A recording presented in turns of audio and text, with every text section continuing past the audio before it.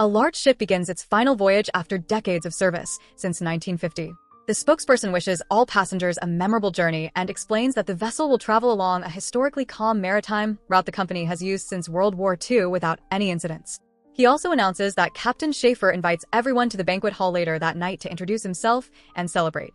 Meanwhile, part of the crew is cleaning the corridors.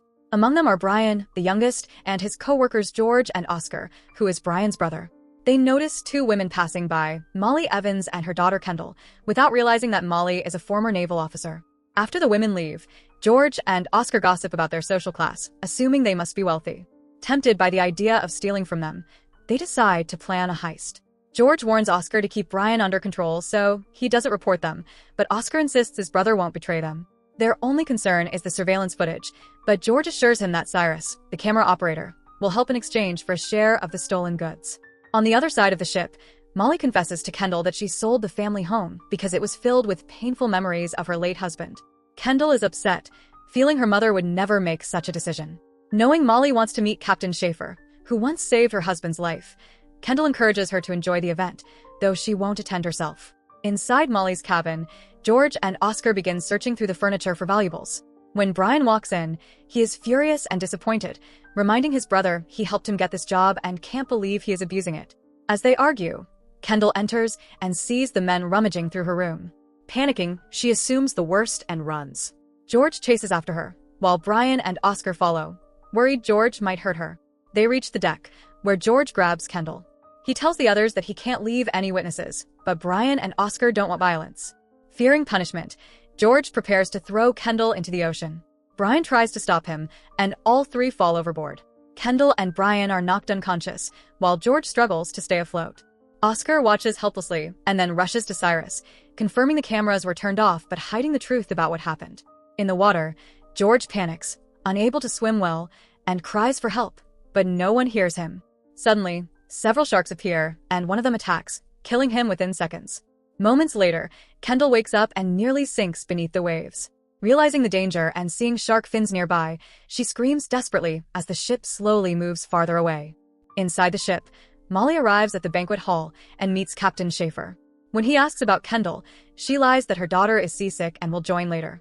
Returning to her cabin, she finds the room in disarray and Kendall missing. Alarmed, she rushes out to search and encounters Oscar, who pretends nothing is wrong. She asks for his help, and though worried, he agrees. Meanwhile, Kendall spots a small island in the distance and swims toward it in sheer panic. Brian soon regains consciousness and realizes Kendall is seconds away from being attacked by a shark. He distracts the creature by thrashing the water, giving her a chance to reach the island. However, he is bitten during the effort. Both eventually make it onto the shore, safe from the sharks. Kendall helps Brian treat his wound, which is painful but not life-threatening. Now stranded without food, water, or shelter, they must survive under the scorching sun while the ship unknowingly sails away. Back on board, Molly insists on continuing the search, but Oscar, terrified of the truth being exposed, tries to delay her. He asks for her passenger ID to speed up the process, planning to trap her. When she enters her room, she senses danger and forces the door open, overpowering Oscar. Realizing he's hiding something, she pressures him until he breaks. Terrified of being arrested, he confesses that Kendall and two crew members fell into the sea and that he kept it secret. Molly drags him to Captain Schaefer to report what happened. On the island, Kendall stays furious with Brian until he explains he was trying to help her and had nothing to do with the break-in. Her leg appears broken, and Brian attempts to stabilize it, though the pain forces him to stop. As the tide rises, a circle of sharks gathers around the shore, threatening them. In Schaefer's cabin, Molly informs the captain that her daughter fell overboard. He checks the surveillance room and learns the ship is already 10 miles past the location of the fall. Wanting immediate action, Molly urges him to notify the Coast Guard, but the captain insists on following standard rescue protocol first. They will turn back, dock, and send a team in a small boat. Molly reveals her true identity. She is the widow of the late First Lieutenant Frank. Recognizing her, Schaefer gladly allows her to join the search team. He prepares the vessel Achilles, the only available rescue boat. Oscar tries to join but is denied and threatened with job suspension. On the island, Kendall and Brian attempt to create a signal. Kendall luckily still has a small bag with a lighter inside, but it's water damaged. Brian tries using its parts and even the lenses of his sunglasses, but nothing works. As the tide rises, a shark nearly bites Kendall, but Brian pulls her back just in time. Back in the surveillance room, Oscar begs Cyrus to sneak him onto the rescue team. Cyrus agrees, but warns him never to ask for help again. Once Oscar leaves, Cyrus, fearing he'll also be punished, secretly alters the Achilles' coordinates, so the rescuers are sent on the wrong route. Before departure, the captain hands Molly a flare gun for signaling. Unnoticed by anyone, Oscar disguises himself as one of the lifeguards and boards the Achilles, wearing a mask. On the island, Brian once again tries to stabilize Kendall's broken leg, and though it hurts, she allows him. Meanwhile, the rescue boat sets off, unaware it's heading in the wrong direction. Minutes later on the island, Brian gathers small oysters and offers them to Kendall. He uses one as bait, tearing strips from his pants and using the frame of Kendall's glasses to craft a makeshift fishing line. He quickly catches a fish, but almost immediately, a shark rises with the waves, coming dangerously close to him on the shore.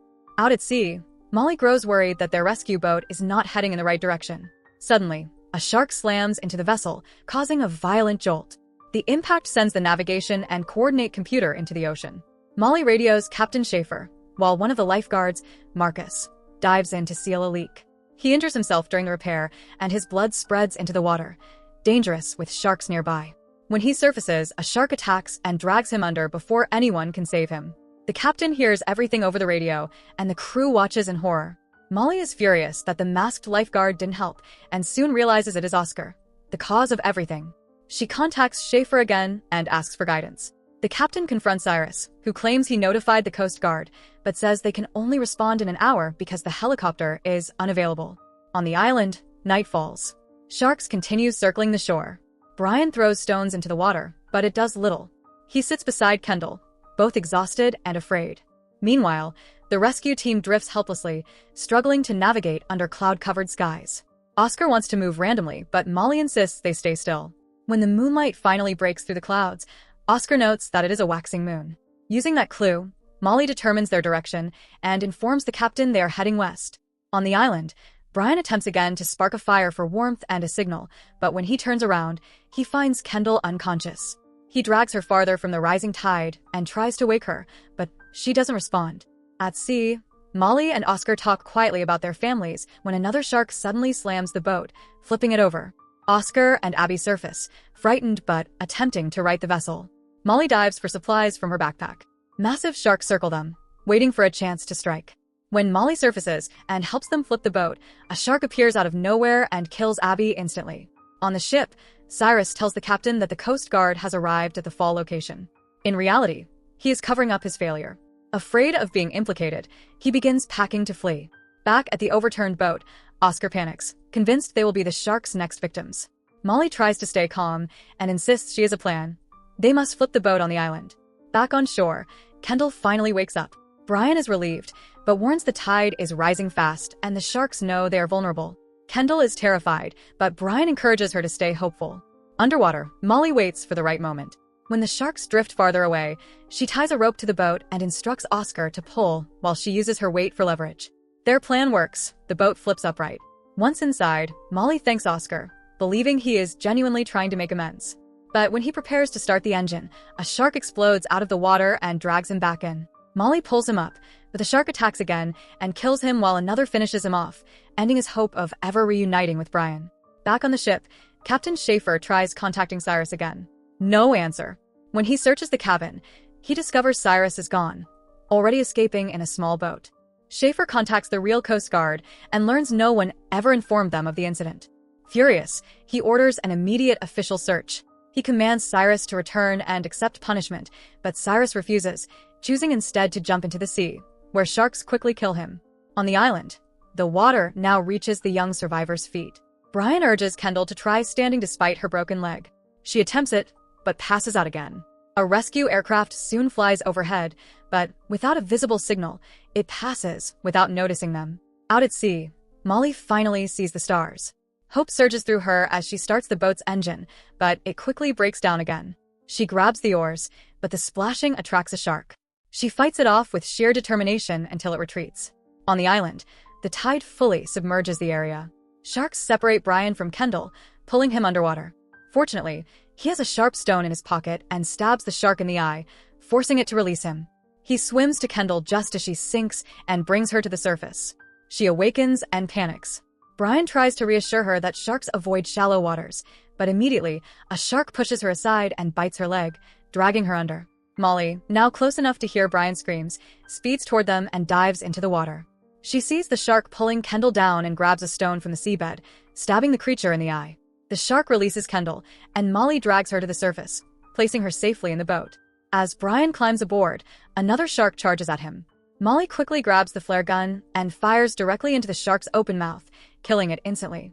Minutes later, helicopters arrive and rescue them. Kendall and Brian are rushed to the infirmary aboard the ship. Molly speaks with Captain Schaefer, who reveals that her late husband once saved him, and now he owes his life to both of them after witnessing Molly's courage. Molly then thanks Brian for saving her daughter and adds that Oscar, despite everything, tried in the end to help and would be relieved to know his brother survived. In the final scene, mother and daughter reunite peacefully, finally safe after surviving the horrors of the sea. So that's it. Hope you enjoy the story. Subscribe and press the bell icon for more videos.